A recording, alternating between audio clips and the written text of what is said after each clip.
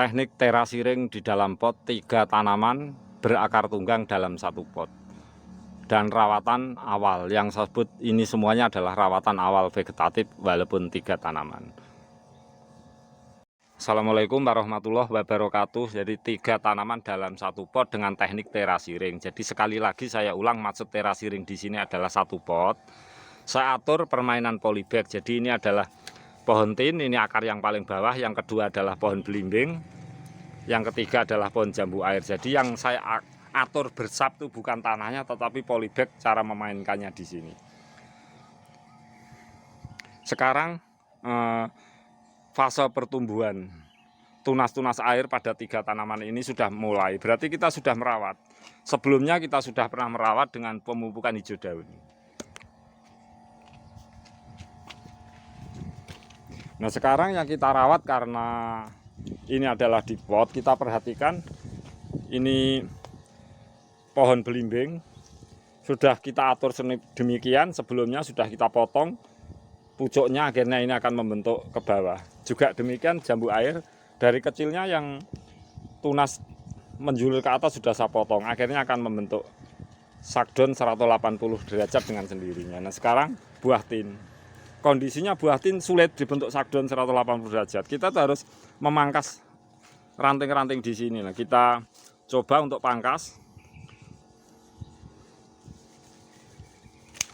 Nah, seperti ini kawan, jangan takut-takut. Jangan ragu-ragu lah, seperti ini. Nah, ini yang agak menguning daunnya. Kita pangkas sekalian saja, sebab ini kalau tumbuh yang baru akan bagus. Nah, juga yang bawah ini harus kita sendiri yang berinisiatif mengenai perkembangan selanjutnya. Kita sendiri yang harus berinisiatif. Kita habisi, ini bertujuan karena 3 tanaman dalam satu pot. Nah ini kawan, kita habisi saja.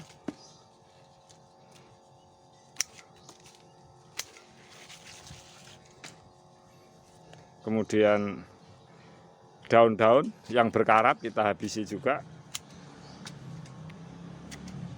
Nah ini juga ada 2 tunas seperti ini. Kita memilih salah satu, kita pilih yang tunas besar saja, kita habisi seperti ini.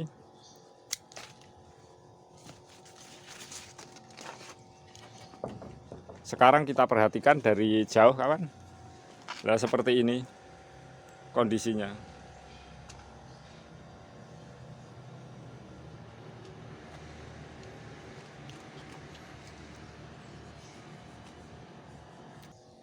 Jadi setelah pertumbuhan tunas-tunas pada tanaman terasiring di dalam pot, saya tata ranting-rantingnya agar membentuk sakdon 180 derajat bagi tanaman belimbing juga jambu air. Untuk tin tentu saya memangkas tunas-tunas air yang baru agar tetap pendek dan stabil.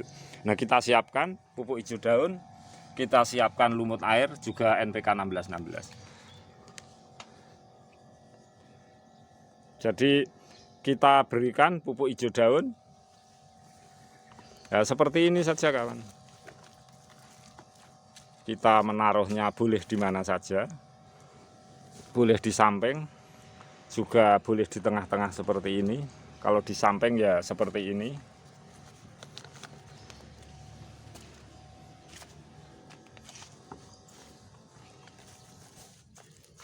Jadi yang saya gunakan ini adalah tumbuhan lunak. Jadi tumbuhan lunak seperti tumbuhan sayur mayur, bisa sampah dapur, bisa tumbuhan lidah buaya, itu justru malah bagus sekali untuk pertumbuhan tanaman di sini.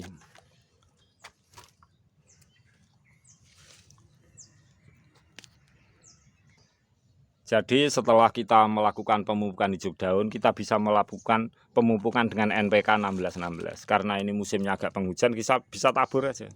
Ini sedikit-sedikit saja kawan. Seperti tanaman saya yang lain, walaupun satu pot dalam satu tanaman, 3 tanaman, saya tetap melakukan rawatan yang sama.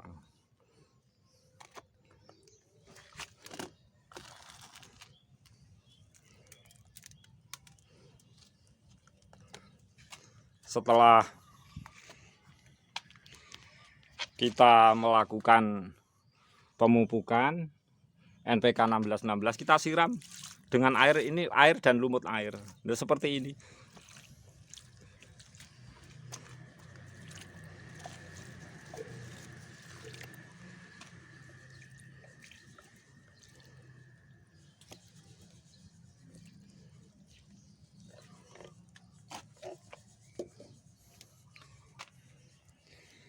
Jadi sahabat semuanya, setelah tanaman teknik terasiring di sini memunculkan tunas, kita atur tunasnya, kita setiap saat boleh melakukan pemupukan hijau daun. Setelah melakukan pemupukan hijau daun, setelah tumbuh tunas, kita baru melakukan pupuk kimia NPK 1616. Tapi dengan syarat kawan, ini adalah kompos hijau daun yang baru. Langsung kita gunakan NPK 1616. Jadi untuk menggunakan pupuk kimia NPK 1616 itu tunggu setelah kompos-kompos hijau daun ini adalah membusuk. Kita bisa menggunakan pupuk NPK kembali, kita bisa sambil bersamaan menggunakan pupuk hijau daun kembali. Jadi teknik saya menggunakan pupuk untuk tanaman terasiring di sini. Setelah pupuk hijau daun itu membusuk, baru saya menggunakan pupuk kimia. Jadi sudah saya menggunakan pupuk kimia 1 kali, kemudian pupuk kompos hijau daun belum membusuk, saya gunakan pupuk kimia lagi, tidak kawan. Jadi saya menggunakannya itu saya atur ketika kompos hijau daun sudah membusuk, sudah berkolaborasi dengan tanah, baru saya beri pupuk kimia. Saya akan lakukan sip seperti itu terus menerus. Juga sahabat yang lainnya barangkali punya teknik yang lebih bagus, juga boleh menurut teknik sahabat saya masing-masing. Tetapi saya melakukan ini itu dengan adanya pemupukan hijau daun membusuk, kemudian baru saya berikan pupuk kimia NPK 1616. Di samping NPK 1616 itu sangat bagus, itu juga bisa mengawal mikroba tanah.